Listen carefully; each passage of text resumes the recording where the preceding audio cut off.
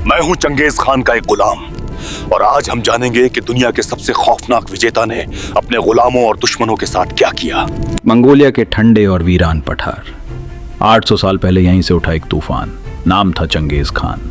उसका असली नाम था तेमुजिन। साल 1206 में उसे मंगोल कबीलों का महान खान घोषित किया गया और वहीं से शुरू हुआ इतिहास का सबसे बड़ा स्थलीय साम्राज्य।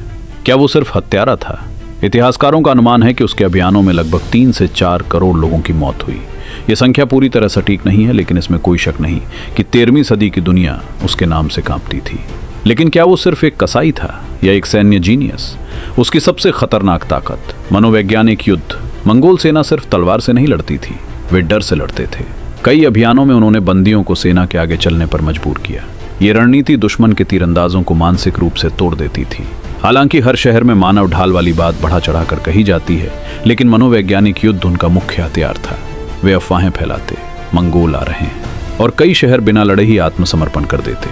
साम्राज्य की स्थापना 1209, पश्चिमी शिया साम्राज्य पर हमला 1211 से 1215, उत्तरी चीन पर आक्रमण 1219, ख्वारज़्म साम्राज्य पर विनाशकारी हमला।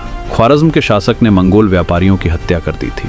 चंगेज खान ने बदले में पूरे साम्राज्य को मिटा दिया। लेकिन कहानी का दूसरा पहलू भी है। चंगेज खान ने धार्मिक सहिष्णुता दी, योग्यता आधारित पद दिए।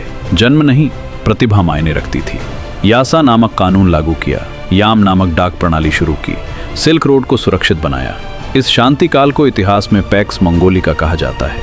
इस दौरान चीन से यूरोप तक व्यापार और ज्ञान का आदान प्रदान तेज हुआ।